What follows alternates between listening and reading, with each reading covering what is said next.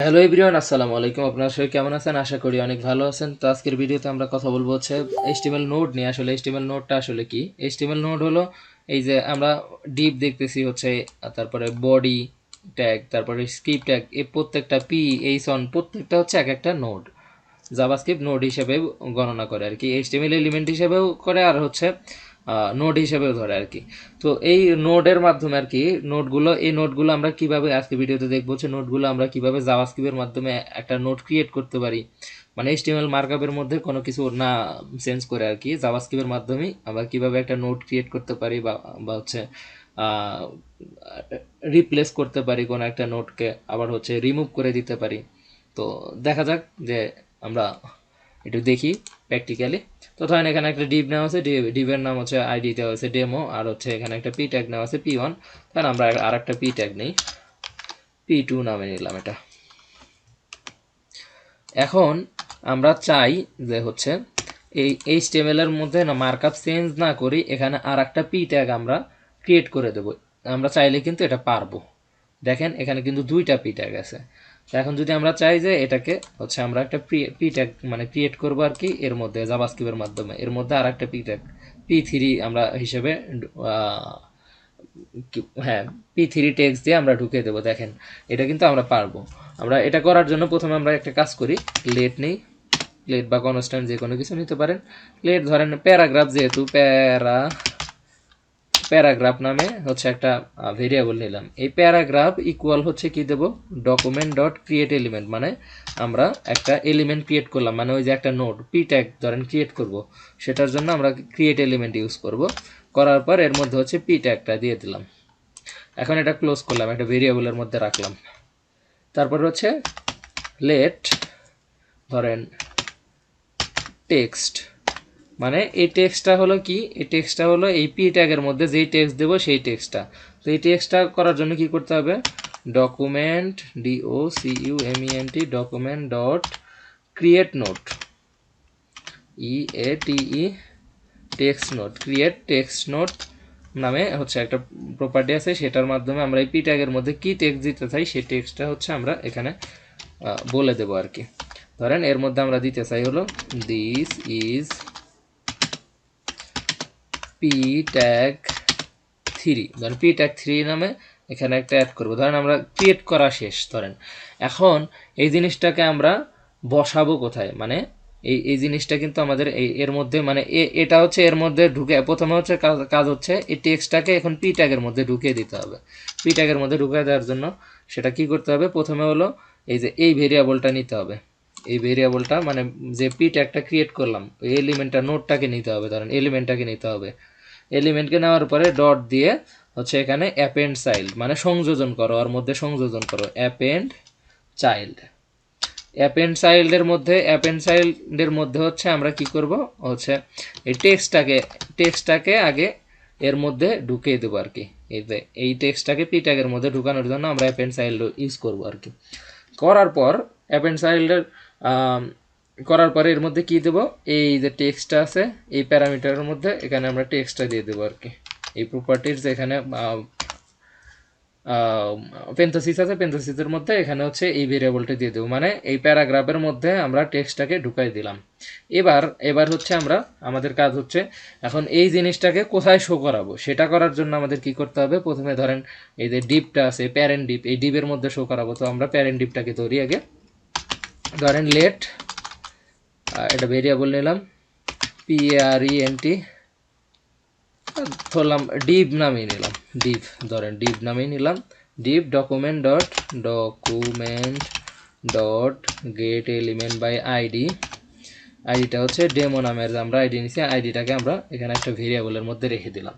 দেওয়ার পর এবার হচ্ছে আমাদের কাজটা হলো এই এলিমেন্টটাকে আমাদের হচ্ছে এই পি এলিমেন্টটা আছে, পি ট্যাগটা যে ক্রিয়েট করলাম এটাকে আমাদের এই ডেমোর মধ্যে, ডেমো নামের যে আইডি আছে ওটার মধ্যে ঢুকিয়ে দিতে হবে। এটা করার জন্য এখন আমরা কি করব, সিম্পলি এখানে এই প্রথমে হলো ডিপটাকে নিব, ভেরিয়েবল ক্রিয়েট করলাম যাতে ছোট করে আমরা লিখতে পারি। ডিপটাকে নিলাম ডট ওই অ্যাপেন্ড চাইল্ড ইউজ করবো আর কি। অ্যাপেন্ড চাইল্ড মানে হচ্ছে কোনো একটা চাইল্ডকে সংযোজন করা আর কি, অ্যাপেন্ড মানে সংযোজন করা আমরা জানি। তারপরে এখানে পেন্থোসিস দিয়ে এই যে প্যারাগ্রাফ নামে যে পি ট্যাগ, যেহেতু এই পি ট্যাগটাকে আমরা এখন ঢুকিয়ে দেবো এখানে। এই পি ট্যাগটাকে এর মধ্যে আমরা দিয়ে দিলাম। দেখি এখনও কাজ করে নাই, কারণ কি document dot get element by ID append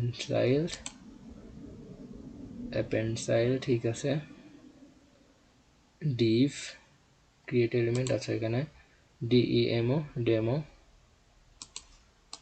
আচ্ছা রিলোড দেই, এখানে কি আমরা যুক্ত করাইছি এটাকে আমরা কি করলাম কনস্ট্যান্ট না, কনস্ট্যান্ট নাই আমরা হচ্ছে এখানে লেট দিয়ে নিছি প্যারাগ্রাফ টেক্সট। ওকে টেক্সটটা, ও আচ্ছা এখানে আমাদের একটা ভুল হয়েছে।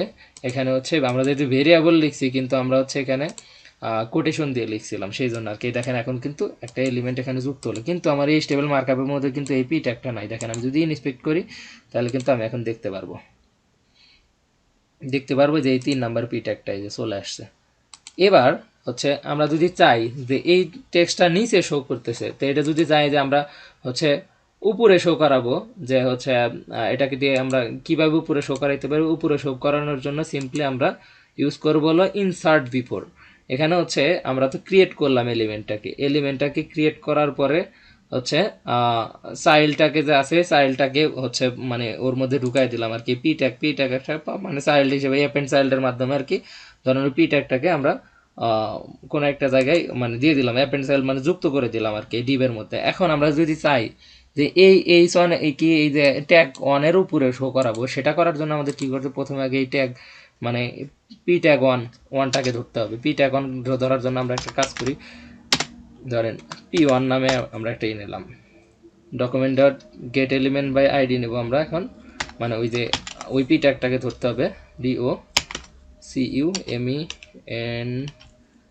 Dot get element by ID document dot get element by আইডির মধ্যে হচ্ছে পি ওয়ান নামে যে আমরা আইডিটা নিয়েছি পি ওয়ান নামের আইডিটাকে নিয়ে নিলাম। নেওয়ার পর সিম্পলি এখানে অ্যাপেন্ড চাইল্ডের জায়গায় আমরা কি করব, এখানে দেব হচ্ছে ইনসার্ট বিফোর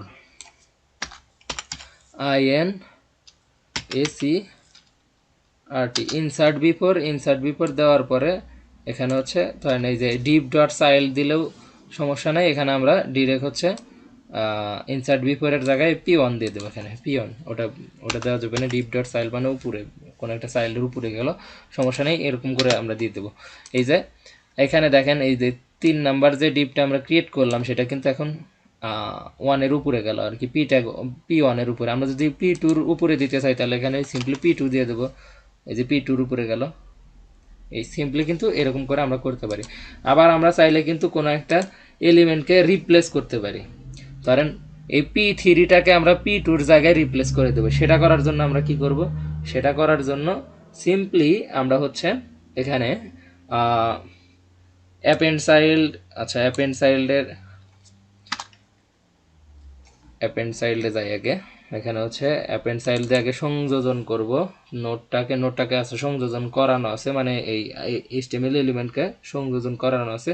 শুধুমাত্র আমাদের এখন রিপ্লেস কাজ, এখানে যা আছে এইগুলা দিয়েই কাজ হবে। এখন শুধু আমাদের রিপ্লেস করার জন্য এখানে কি করতে হবে, সিম্পলি এখানে হচ্ছে এই যে প্যারেন্ট ট্যাগ যেটা আছে, প্যারেন্ট ট্যাগ হলো এই যে ডেমো নামের যে প্যারেন্ট ট্যাগটা আছে ওইটাকে নিতে হবে প্রথমে।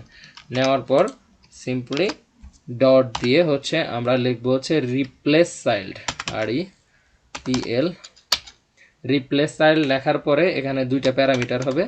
2টা প্যারামিটারের মধ্যে কি কি থাকবে, প্রথম প্যারামিটারে থাকবে হচ্ছে মানে কোন চাইল্ডটাকে আমরা রিপ্লেস করতে চাই। এখন পি ট্যাগ মানে হচ্ছে একটা পি ট্যাগকে আমরা রিপ্লেস করতে চাই, ওখানে যদি আমরা পি ট্যাগকে রিপ্লেস করতে চাই সিম্পলি আমরা এই পি ট্যাগটাকে আমরা এখানে দিয়ে দেব।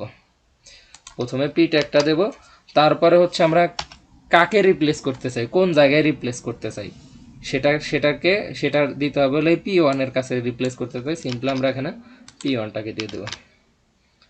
দেখেন এখন কিন্তু এই যে ট্যাগ এখানে কি হলো, এখানে হচ্ছে P3 নামের যে রিপ্লেস হয়ে গেল, মানে P3 রিপ্লেস হয়ে গেল আর P2কে এখান থেকে সরাই দিল। এটা কিন্তু আমরা রিপ্লেস করতে পারলাম। আবার যদি আমরা চাই যে কোনো একটা এলিমেন্টকে রিমুভ করতে চাইলে কিন্তু আমরা রিমুভ করতে পারবো। সিম্পলি ধরেন রিমুভ করার জন্য এত কিছু লাগবে না, রিমুভ করার জন্য শুধুমাত্র কোনটাকে আমরা রিমুভ করব এবং প্যারেন্টটাকে আমরা নেব। নেওয়ার পরে দেখেন আমরা সিম্পলি রিমুভ করব। ধরেন এই প্যারেন্টটাকে ধরলাম, ধরার পরে এখানে হচ্ছে রিমুভ চাইল্ড দিয়ে দেবো। আর রিমুভ চাইল্ড ডিপ না দিয়ে এখানে হবে হচ্ছে পি1, মানে পি1টাকে আমরা রিমুভ করে দিলাম। আচ্ছা পি1 আচ্ছা পি2 ধরছি, এখানে আমরা পি2 আইডি দেওয়া আছে, এই জন্য পি1টাকে আমরা রিমুভ করবো, পি1 কিন্তু আমরা রিমুভ করে দিলাম। এই যে পি1 যে ভেরিয়েবলটা, এখানে কিন্তু এভাবে কিন্তু আমরা কোনো একটা এলিমেন্টকে ক্রিয়েট করতে পারি, রিপ্লেস করতে পারি, রিমুভ করতে পারি, যে কোনো কিছু আমরা করতে পারি আর কি জাভাস্ক্রিপ্টের মাধ্যমে, এইচটিএমএল এর মধ্যে কোনো কিছু চেঞ্জ না করে। তো এই ছিল আজকের ভিডিও, দেখা হবে পরবর্তী ভিডিওতে। সে পর্যন্ত সবাই ভালো থাকেন, সুস্থ থাকেন, আল্লাহ হাফেজ, আসসালামু আলাইকুম।